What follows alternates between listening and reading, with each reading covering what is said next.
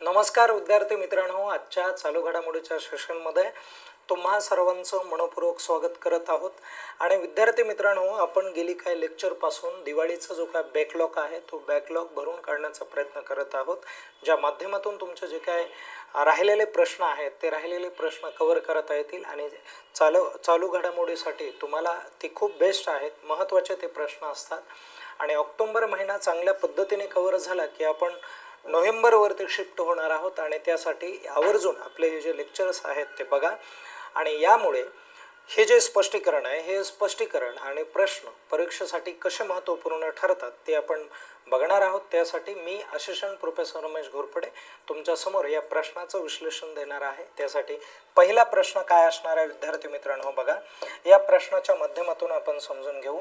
2026 या वर्षाचा जो काय फिफा विश्वचषक हा जो आहे किंवा फिफा वर्ल्ड कप हा जो आहे हा वर्ल्ड कप सुरू होणार आहे आणि त्या वर्ल्ड कपसाठी पात्र ठरलेला नवीन देश कोणता आहे, तर तो जपान हा देश आहे.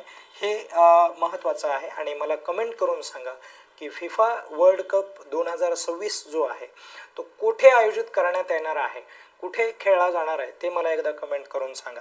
आपण लगेच पुढे जाऊयात. बोलिव्हिया नावाचा एक देश आहे मित्रांनो. या देशाचे नवीन राष्ट्रपती आत्ता नुकतेच निश्चित करण्यात आलेले आहेत आणि त्या राष्ट्रपतीचं नाव काय आहे तर रॉड्रिगो पाज असं त्यांचं नाव आहे. आणि हे तुम्हाला लक्षात ठेवावं लागेल. एखाद्या देशाचे नवीन राष्ट्रपती असतील, पंतप्रधान असतील आणि नुकतेच त्यांची निवड झालेली असेल, अशा सर्व पंतप्रधान आणि राष्ट्रपती यांच्यापैकी एखादा प्रश्न हा परीक्षेला निश्चित असतो. आणि म्हणून ते सगळे जे काय पार्ट आहेत ते एकत्रितरित्या चांगलं करण्याचा प्रयत्न करा. त्यानंतर आपण पुढचा मुद्दा बघूयात. सुलतान ऑफ जवाहर कप 2025 हा कोणत्या देशाने जिंकला आहे तेही तुम्हाला सांगता आलं पाहिजे. तर त्याचं जे काय करेक्ट उत्तर असणार आहे ते उत्तर ऑस्ट्रेलिया आहे मित्रांनो. वन लाईनर हे क्वेश्चन आहेत. आणि त्यानंतरचा पुढचा मुद्दा आपण बघूयात.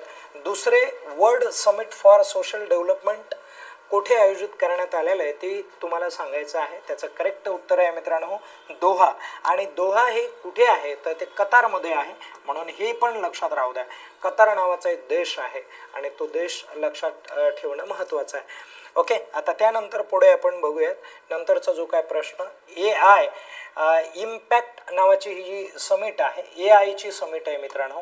AI ज्याला आर्टिफिशियल इंटेलिजंट असं म्हटलं जातं आहे आणि ज्याचा वापर करून वेगवेगळ्या प्रकारचे जे काय शैक्षणिक क्षेत्रामधले हे आहेत काय म्हणू इनिशिएटिव्ह आहेत ते राबवले जात आहेत.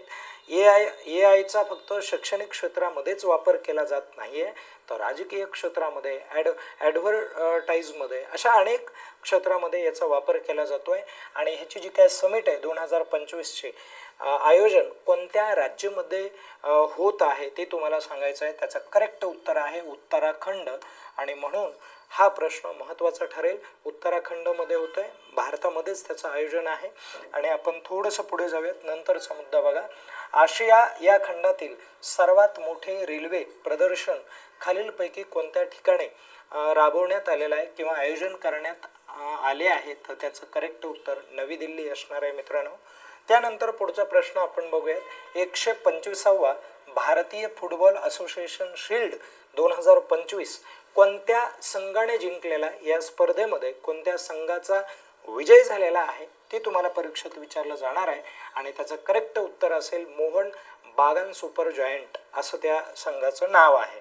ओके, आता त्यानंतर पुढचा प्रश्न असा असेल, खूप सोपा प्रश्न आहे बघा. युनियन मिनिस्ट्रीमध्ये पर्यावरण मंत्री किंवा पर्यावरण हे खातं खालीलपैकी कुणाकडे देण्यात आलेलं आहे. पर्यावरण मंत्री कॅबिनेट युनियन ज्याला इन्व्हायरमेंट मिनिस्टर असं म्हटलं जात आहे आणि त्यांचं करेक्ट नाव काय असणार आहे भूपेंद्र यादव यांना ते जे पद आहे ते पद देण्यात आलेलं आहे. आता ते झालं भारताच्या संदर्भात. तसंच महाराष्ट्राच्या संदर्भामध्ये पण प्रश्न विचारला जातो. महाराष्ट्राचे पर्यावरण मंत्री खालीलपैकी कोण आहेत किंवा कोणाला ओळखलं जात आहे पर्यावरण मंत्री म्हणून. तर पंकजा मुंडे ही नाव तुम्हाला लक्षात ठेवावं लागेल. आता त्यानंतर दरवर्षी जागतिक पोलिओ दिन हा जो आहे हा कोणाच्या स्मृतिप्रित्यर्थ साजरा केला जातोय, अशा प्रकारचे प्रश्न मोठ्या प्रमाणावर परीक्षेमध्ये विचारले गेलेले आहेत आणि म्हणून असा आपण प्रश्न तयार केला आहे. तर याचं करेक्ट उत्तर असणार आहे डॉक्टर जोनास साल्क यांनी किंवा यांची जी काय जन्मतारीख आहे 24 ऑक्टोबर त्यांची जन्मतारीख आहे मित्रांनो. आणि ही जन्मतारीख जागतिक पोलिओ दिन म्हणून साजरा केले जाते, म्हणून तीही लक्षात ठेवा. आणि या ठिकाणी तुम्हाला एक मुद्दा लक्षात ठेवावा लागेल मित्रांनो. डॉक्टर जोनास साल्क यांनी काय केलं होतं तर पोलिओची जगात सर्वात प्रथम लस शोधली होती. त्यासाठी हा प्रश्न महत्त्वाचा ठरतोय. अशा प्रकारचे जे काय प्रश्न आहेत हे प्रश्न परीक्षेत विचारले जातात, त्यासाठी या प्रश्नांचा तुम्ही चांगल्या पद्धतीने सराव करा, नियोजन करा आणि नियोजन करून चालू घडामोडीचा व्यवस्थित अभ्यास करा. या ठिकाणी आपण थांबूयात आणि सर्वांनी अभ्यास वेळेवर करायला हवा, परीक्षाचं योग्य ते नियोजन करून. धन्यवाद.